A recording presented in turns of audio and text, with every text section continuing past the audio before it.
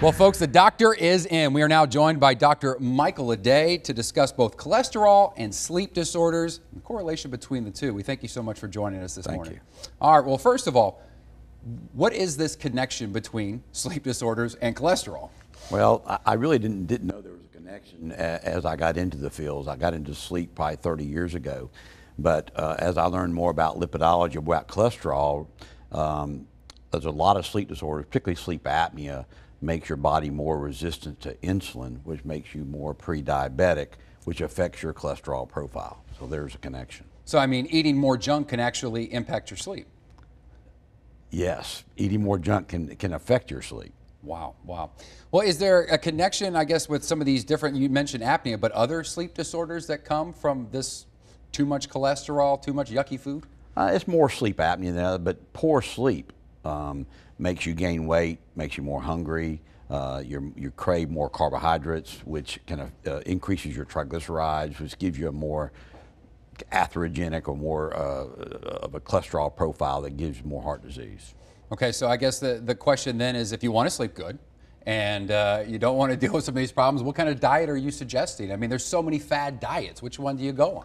It's not so much of a diet. Well, I guess the only diet for good sleep is probably some L-tryptophan, which is in your warm milk before you go to bed. But the proper diet for a good cholesterol profile would be low saturated fat. Now, I believe 25% of your diet should be fat, but only less than 7% should be saturated fat.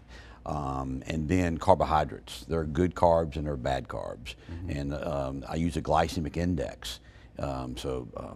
Bread and pasta and potatoes should not be eliminated, but minimized, and that helps your cholesterol profile. We live in a pill society. Everybody wants a pill for this. There's a commercial every few minutes about some way to help you sleep.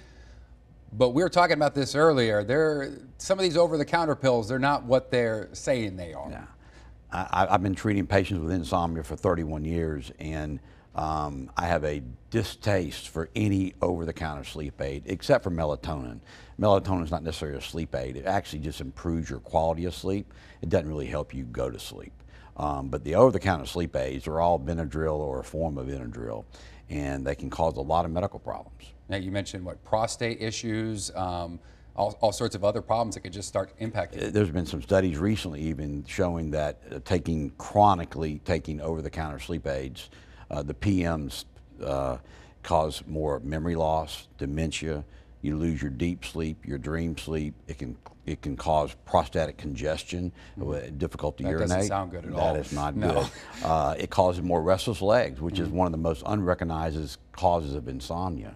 So I'm not a big fan of any of the over-the-counter. And none of the over-the-counter sleep aids have been studied to help with insomnia. Dr. Ledet, we're going to pick this back up at 12:30 on Facebook Live. We're going to be taking some of your questions, and I've got a few more questions too about this prostatic congestion. That kind of concerns me. But right now, we're going to send it over to Taylor with weather.